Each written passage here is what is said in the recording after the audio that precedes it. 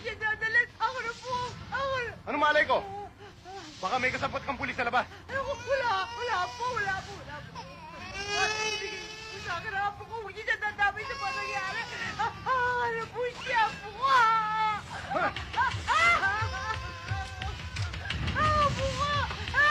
Ibigay mo siya sa akin!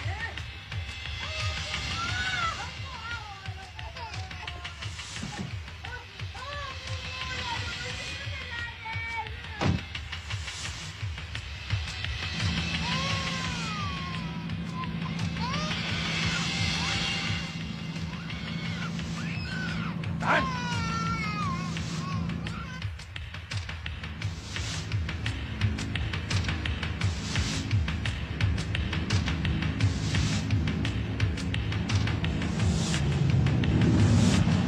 Brad, tabi mo dyan. Magkano pare? 62 ho.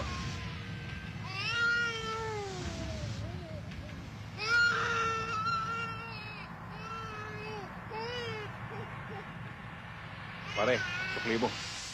38. Huwag kang kikilos na masama. Baka maging doble ang sukli mo. Ning, pasensya ka na sa nangyari. Hindi ko sinasadya. Paano? Wala na mahalaga sa'yo kundi ang trabaho mo. Ako, hindi mo na ako pinapansin. Nagselos na naman ang asawa ko sa aking trabaho. Nag-aalala ako sa bata. Baka may masamang mangyari. Tingnan mo naging resulta. Corporal na ako ngayon dahil sa instant promotion na binigay sa akin. Kaya't bilis-bilis mong pagbibihis dahil double celebration ang gagawin natin ngayon. Your birthday and my promotion. Talaga? Oo, bihis na. Sige.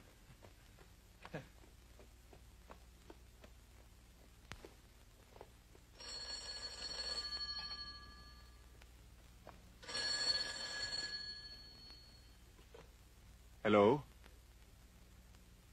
Yes, speaking. Good morning, sir. Oh?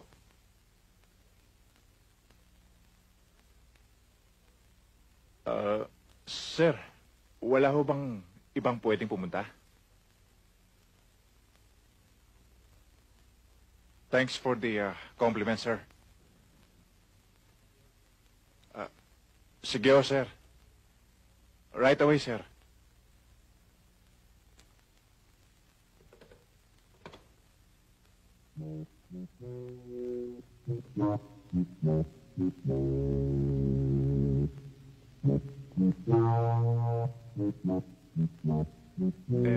Ning?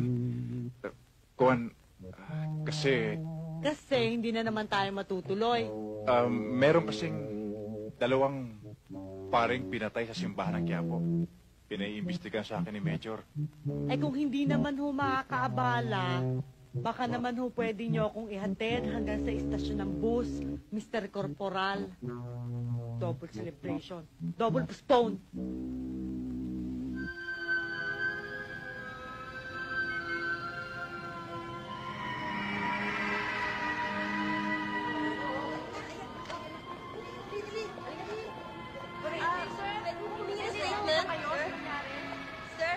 Sir, alam niyo na ho ba ang motibo ng patayang ito? Hindi ko ba alam. Ano ang pangalan ng biktima? No comment. Ilan ba suspect naman kayo? Imbestigahan pa. Oh, tabi. Tabi.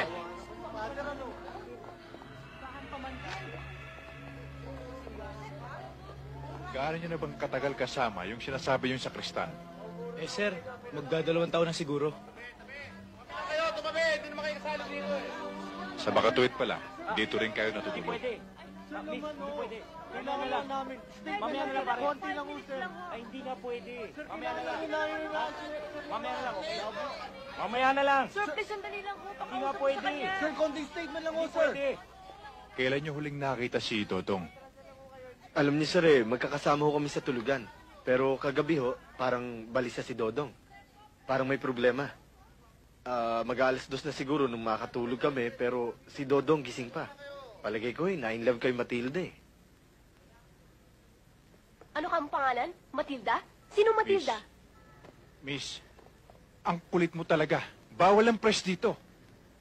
Hindi pwedeng isulat yung pinag-uusapan namin. Dahil baka mabulabog ang suspect. Mahirapan kami sa paghanap.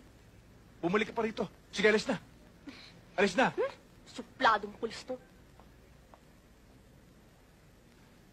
Sinong Matilda yung sinasabi nyo? Girlfriend ho ni Dodong.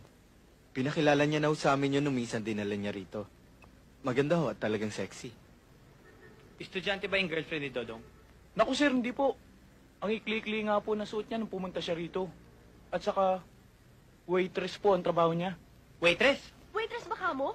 Anong club siya nagtatrabaho? Eh, hindi ko po alam eh. Sige na, anong club yun? Talaga palang makulit ka, no? Ang kulit mo.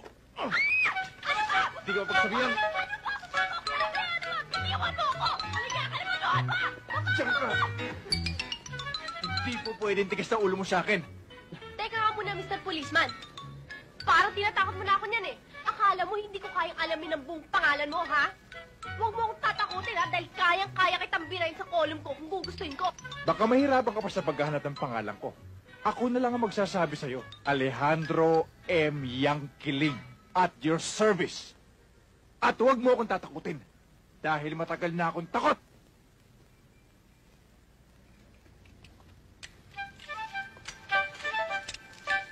Tingnan ko ngayon kung makapanggulo ka pa. Sir? Sir, pakawalan niyo na ako dito. Hindi na ako magugulo. Sir! Sir! Visit.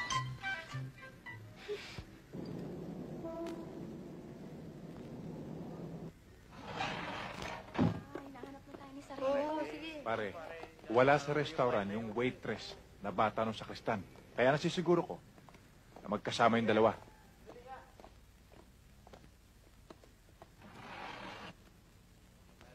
Ito, masarap po. Tulingan. Ginataan. Miss, Sa inyo, sir, anong order nyo? Meron kayong sinigang na baboy? Meron ho. Sinigang na baboy, ilan ho? Pritong Isa. bangus. Pritong bangus. Ano pa ho, kanin? Oo. Ah, Dalawa. Dalawa. Soft drinks ho. Di na? Hindi na, tubig Sige. na lang. Mukhang may problema tayo, Yankee. Paano kung dun sa lugar ng sakristan pumunta yung dalawa? Eh, dinipagod lang tayo. Huwag ka mag-alala, pare. Nag-verify na ako sa mga shipping lines. At siniguro sa akin na wala silang biyahe kahapon. Tsaka ngayon, papuntang Iloilo. Kaya sinisiguro ko na nasa Pangasinan sila. Sa probinsya ng babae.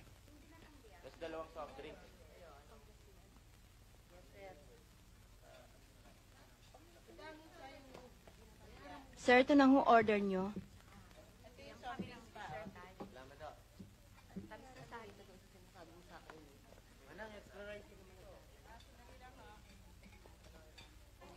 Pare, may kalaban.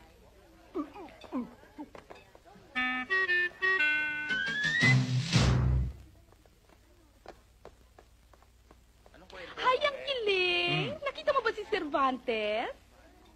Nasa lubong ko kanina. Pabalik lang opisina. Ah, ganun ba? Sige ha. Bye!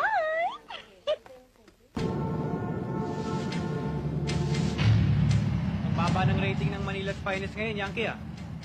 Kaya malaki matutulong ng kaso natin. Kung tayong mauna. Kaya nga tayo nag-aapura eh. Dahil baka maunahan na naman tayo ng mga taga-NBI. Alam mo naman yung mga yon. Masyadong matalas ang pang-amoy.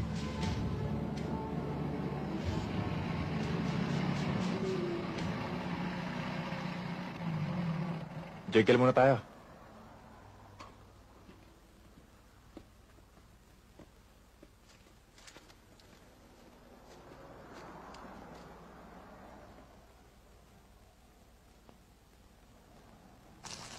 Hindi kaya tayo mapagod lang sa pagpunta natin sa Pangasinan, Yankee?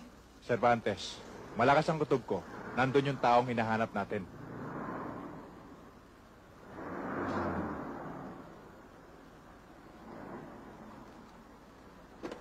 Hoy! Anong ginagawa mo dyan, ha? Bukod pala sa makulit ka eh. Bosera ka rin pala. Gusto ko lang naman makakuha ng scoop tungkol dun sa dalawang paring pinatay sa Quiapo Church. Kaya lang naman ako sumama sa inyo dahil alam kong pupunta kayo ng Pangasinan para huliin ng suspect eh. At chismosa ka rin pala. Pati mga lihim na lakad namin, alam mo. Pero hindi ka makakasama sa amin. Sige, baba. Baba! Bababa na ho. Yankee, bakit hindi na lang natin sama? Mabuti na yung may kasama tayong babae para pagdating doon, hindi mahalatang mga pulis tayo. Babae? Tingnan mo nga itsura niyan. Tingnan mo yung mga suot. Yan ba mukhang babae?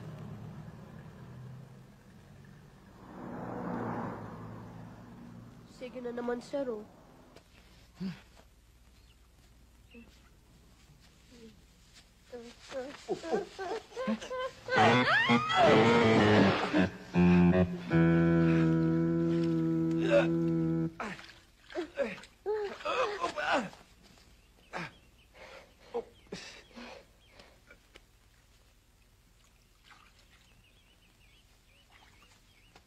Mrs.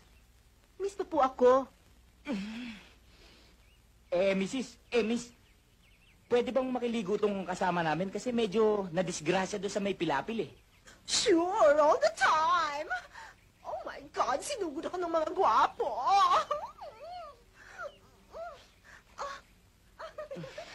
Ay, miss, halika nung kamaligo sa loob ng shower room ko. Salamat. Ano yung ngaran mo? Halika, dali, dito ka. Anong pangalan mo? Mitz. Ay, Mitch. Cervantes, pakibombahan mo nga. Pero wisyo talaga yung babaeng yan.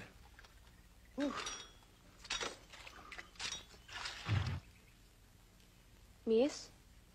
Golondrina ang pangalan ko. Golondrina? Maari ba ako makahiram ng isang damit na masusuot? Oh, sure. Sa palagay ko naman eh. Iisa ang sukat ng vital statistics natin. Salamat. Ayun no, doon ka maligo sa banyo ko. Ipipili kita ng damit na babagay sa'yo. Salamat ulit, ha? Oh, sure. Sinabi ko na sa'yo na huwag natin isama yung babaeng yan. Tingnan mo tuloy. Naabala tayo. Ikaw naman pare. Hindi niya naman kasalanan yung nangyari. Madulas naman talaga yung pilapil. Tsaka ikaw naman kasi. Bakit naman hindi mo inalalayan? Eh bakit ko naman siya aalalayan? Eh nagpupumilit siya sumama eh. Bahala siya sa buhay niya. Maabala tayo ng gusto rito. Ang mabuti pa, iwanan natin dito. Balikan na lang natin. Yankee, eto na. Salamat ulit dito sa damit, ha? Ay, naku, wala yan. All the time. Huwag ka mag-alala. Idadaan ko na lang to bago kami umalis. Alam mo, bagay na bagay sa'yo yan. Talaga? Naalala ko tuloy na ako'y nanalong Miss Valentine. At ako'y nandoon kinukurunahan sa stage.